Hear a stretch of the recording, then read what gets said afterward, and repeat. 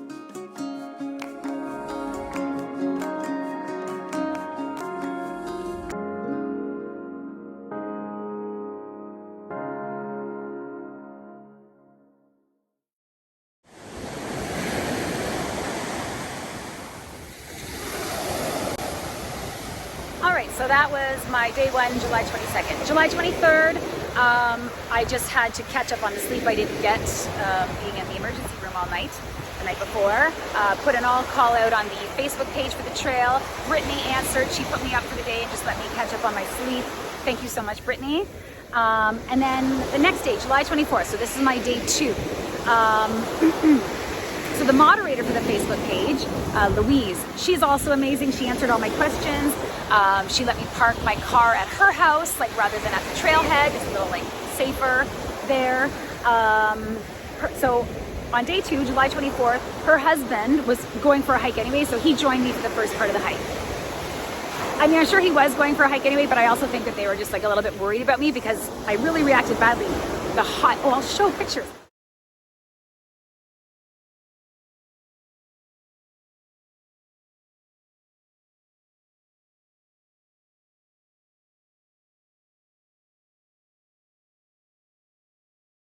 I had massive hives all over the front of my arms, back of my arms, and my forehead. At first when I saw it, I was like, oh wow, the mosquitoes really got me when I was down, because I collapsed. I was down on the ground for like 2 hours and when the paramedics finally came. So I thought it was just mosquito bites, but no, it was hives. It was really bad. Anyway, so I think they were worried about me, so Jim joined me for the first part of the hike on day 2. And then Louise picked him up, I carried on. And I got to kilometer 41, so I was supposed to camp on the Moon platforms, but actually the Moon platforms are located at a part of the trail called Cascade of Rocks, and there's this, these rock outcroppings that go into the river, a nice pebble beach, and so I camped right on the beach, so that was really nice. So yes, so here's another 5-minute video. So in each of these videos, I'm trying to show the trail. If I pass any campsites, I show those. I'm just trying to give anyone who might be interested in doing the trail like a good taste of what they can expect. So yeah, so I hope you'll enjoy my day 2 video of the Nepisiguit Mi'gmaq Trail. All right, let's try this again.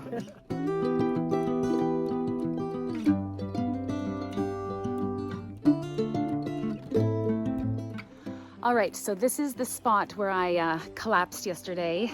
This is where the paramedics found me, carried me across the river there in a sked, and took me to the hospital. So I am now equipped with 2 EpiPens, a full box of extra strength Benadryl.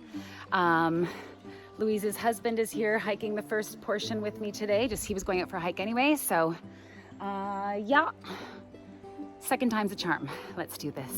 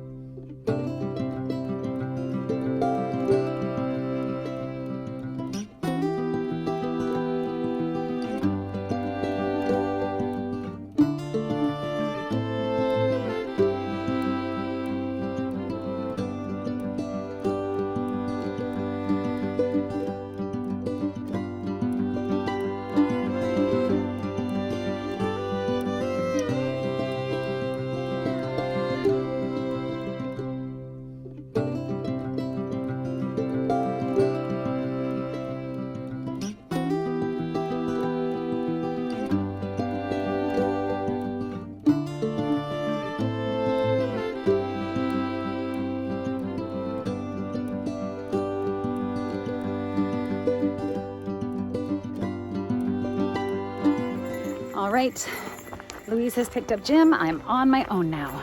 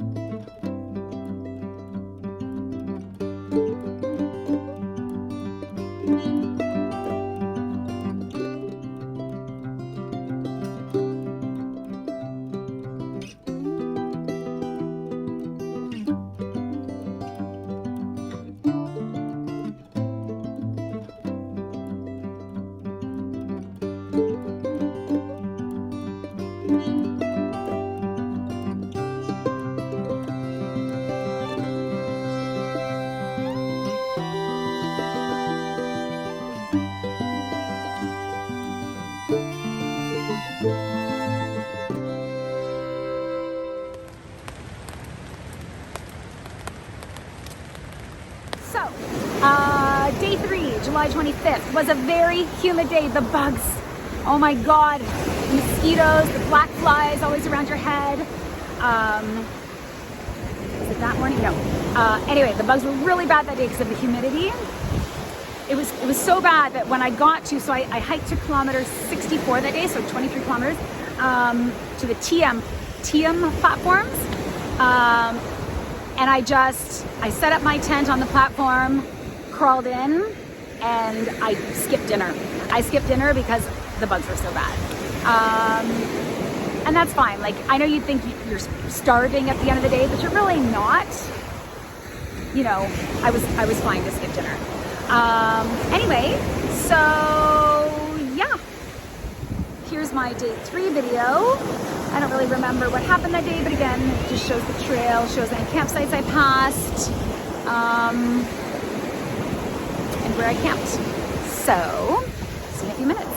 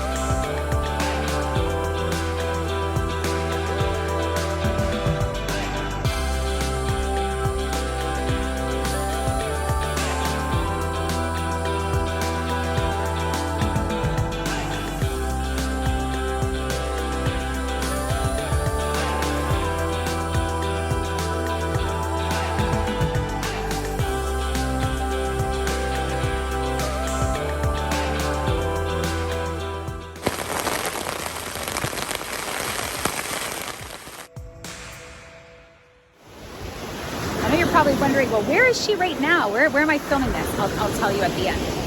So, day 4 of my hike. I only hiked 14 kilometers that day. I had the dinner from the night before that I didn't have. I had it for breakfast.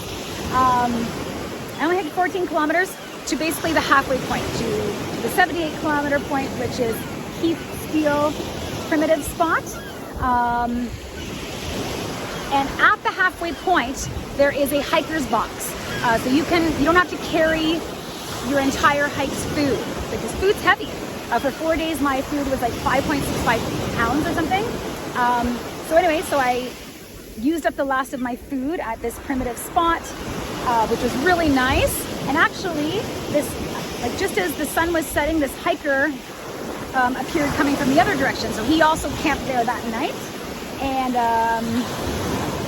yeah, so that was cool. That was the only time I shared like a camp spot with anyone the whole time. Yeah. So yeah, that hiker's box is a godsend. I wasn't able to find it to drop off my food myself. So again, I had put in like a request on the Facebook page for the trail. I was like, can someone please drop this off for me? I couldn't find it. Plus, my car shouldn't even be out there. Like the roads are really gravelly, and you shouldn't be having a low clearance vehicle out there. So again, a trail angel, Michael, he responded right away. He's like, yeah, I'll take your food out for you. I'm gonna go for a hike. I'll take it for you. I'm like, thank you. I'm gonna give an official thank you to all the trail angels that helped me, that made this possible, at the end of the video. Anywho, so here's my video of day 4, hiking only 14 kilometers to Keith Steel primitive camp spot. I hope you enjoy. See you in a few minutes.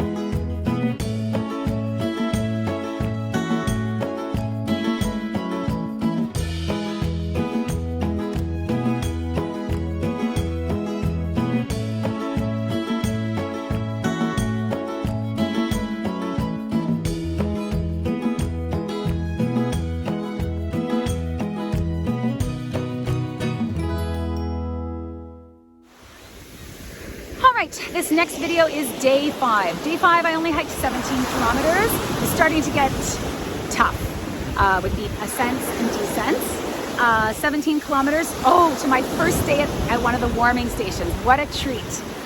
They are amazing. Like, I really hope that this trail, they build more of those. Yeah, so I don't remember what happened that day. I remember it was starting to get tough. Stayed in the warming station. Yeah, so here's another 5-minute video.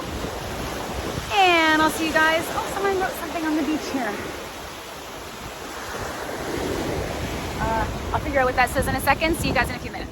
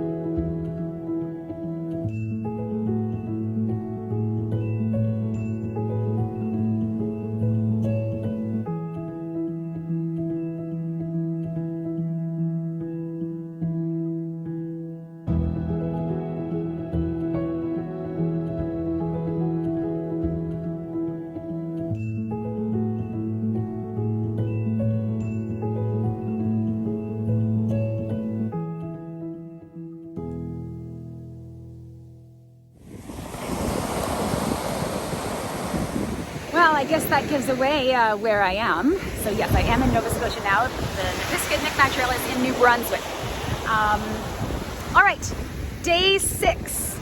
Day 6, I hiked 22 kilometers, which is crazy because day 6 was the hardest day of the hike.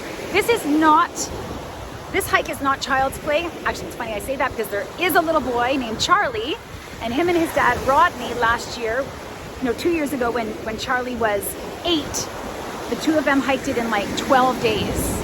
10 days, 10 or 12 days.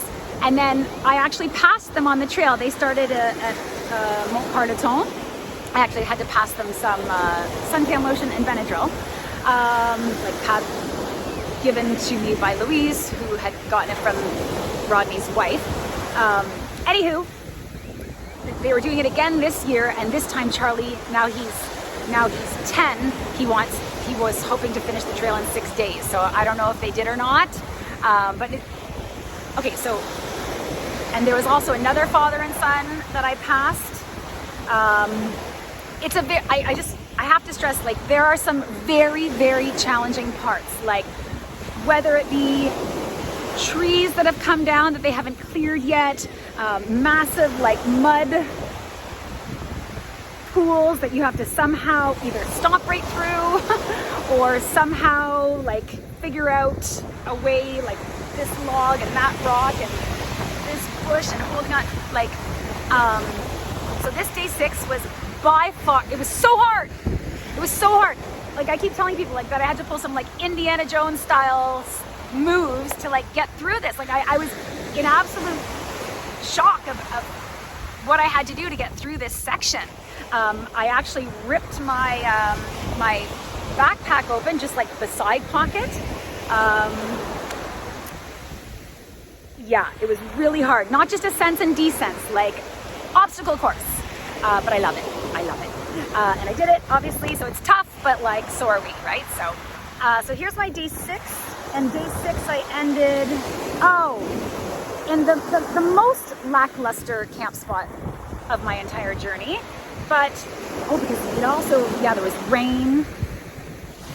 I don't remember. Anyway, it was the most lackluster, but it was still fine, right beside the river, like, absolutely great. Like, I love that you can just camp along the trail. There are so many options.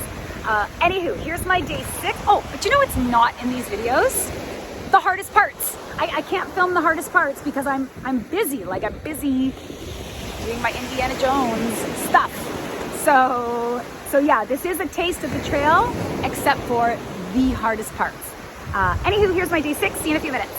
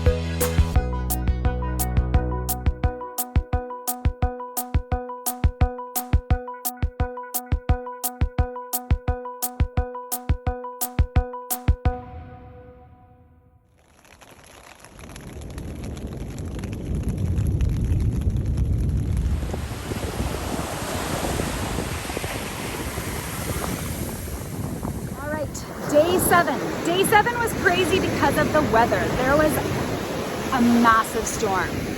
I could hear trees crack, like I could hear trees coming down. It had rained a couple of evenings prior to this. It had rained, I think that other day that I said it was really muggy and the bugs were so bad, but like just nothing, like just a light rain. Day 7, there was a massive storm. And I didn't get stressed about it. Now, I think that's because I knew I was like, it was my last night on the trail, but I think I would have been a lot more concerned if it was like my second day, because I don't want to have wet stuff for the rest of the trail. And you know, you're on the trail, there's a lot of tree cover, like things don't dry. You're not out in the beating sun, for example. So anywho, there was a massive storm. I had my backpack on. I had my little Sea to Summit umbrella. I mean, I was fine. Like my stuff didn't get wet. 24 kilometers and I stayed in another warming station for my last night. And actually on this day, I thought it was gonna happen the next day. On this day, I passed 2 women, Deborah and Angela. So Deborah and I had connected on the Facebook page for the trail months earlier, and we had arranged, you know, she was starting at one end, I was starting at the other, so we had said that when we cross paths, she's gonna hand me her car key. So when I get to the end, I would drive her car back to the start where my car was. So in that way, we saved paying for a shuttle. The only shuttle, if you can't find some arrangement like that, but you probably can through the Facebook page, a taxi through People's Taxi is like $320. If I did it alone, so I would have had to swallow that entire amount. You know, if you're with a group, then you can split that. And considering I'm paying even if I'd had to pay it, that's 8 days on the trail was like, what I think it was like $25 to register or something, plus the $320. Like, it still works out to be a super inexpensive vacation. But obviously, if you can avoid that, you want to, and we did. So yeah, on this day 7, I ran into Deborah and Angela, got the keys. They carried on, so they were just basically starting. And I carried on to the warming station for my last amazing night on the trail. Yeah, it was so great. Here's a video of my day 7.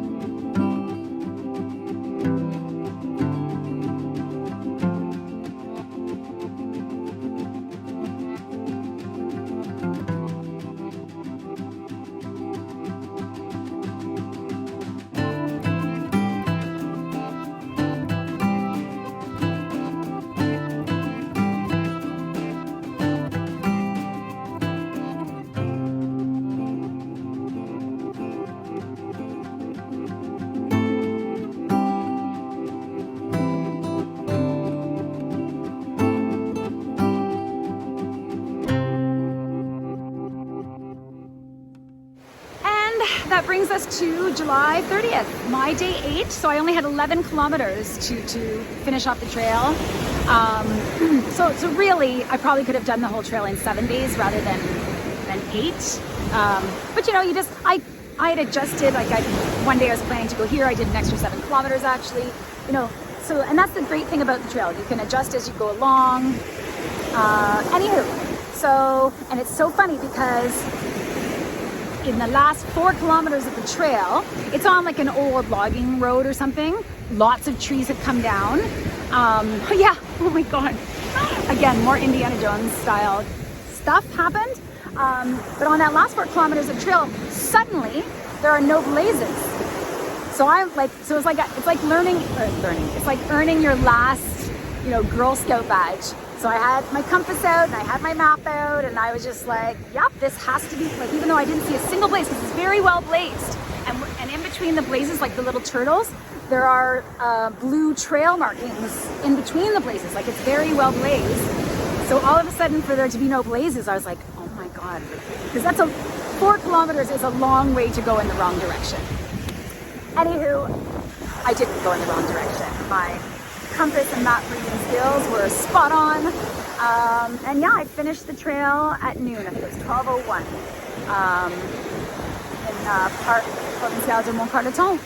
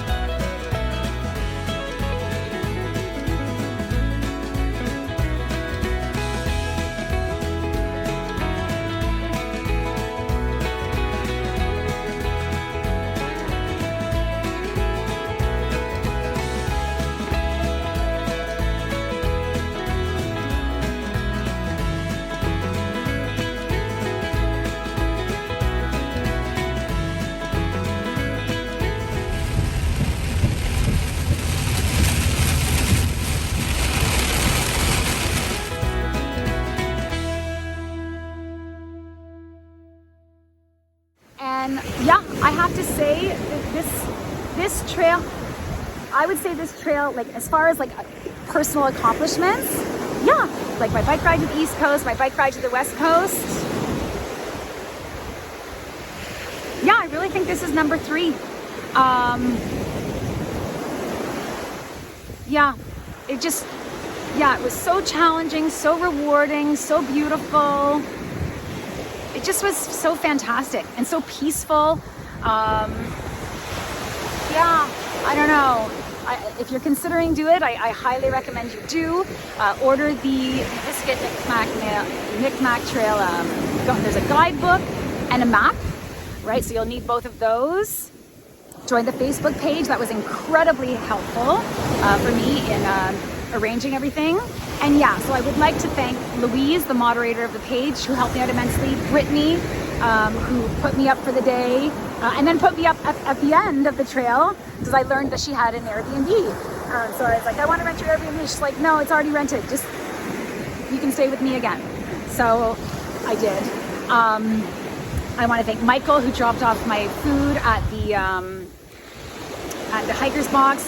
Deborah for the truss, like for doing the key, like the car switch thing. And finally to my friend Donna, who always is like my man on the ground. I always tell her where I am. She always checks my spot system. There was one point along the trail that one of my satellite messages didn't get through, so she was worried. She called Louise. So thank you so much, Donna. Yeah, thank you. Thank you, all of you.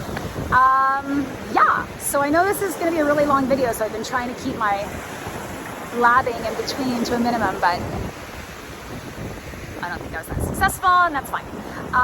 So yeah, after the Mi'gmaq Trail, I drove here to Nova Scotia for Johnny Arms's wedding, so that's in a few days. Yeah, so I will see you in my next video. I have 2 more through hikes planned for this summer, possibly 3. So yeah, it's been an amazing summer. For the month of July, right, 31 days in July, I spent 21 of them hiking. I hiked 435 kilometers in the month of July. 443 kilometers. No, 443 kilometers, whatever, doesn't matter. I hiked a lot. Yeah, so I feel really great because that's what I love to do. And yeah, I'm looking forward to the wedding, and then I'm looking forward to more hiking adventures in the woods. So I think that's it for this video. Thank you so much for watching. Please continue to watch, comment, like, and subscribe to keep my retirement dream alive. I'm doing adventures in nature full-time when I retire in, you'd think I'd know because I say it, I don't know, I think it's 11 years and 8 months or something. Also, my official book release party is going to be in Toronto on September 17th at Ashbridges Bay from noon to 8 p.m. As it gets closer to that date, so if you're in the Toronto area and you want to come and buy a book, please do. I'm so book broke right now, living off my credit card this summer. Yeah, please, if you're in the Toronto area, please come to the book release party and buy some books. I've hired a DJ. It's going to be a really fun time. Okay, I think that's it. Okay, see you in the next video. Bye.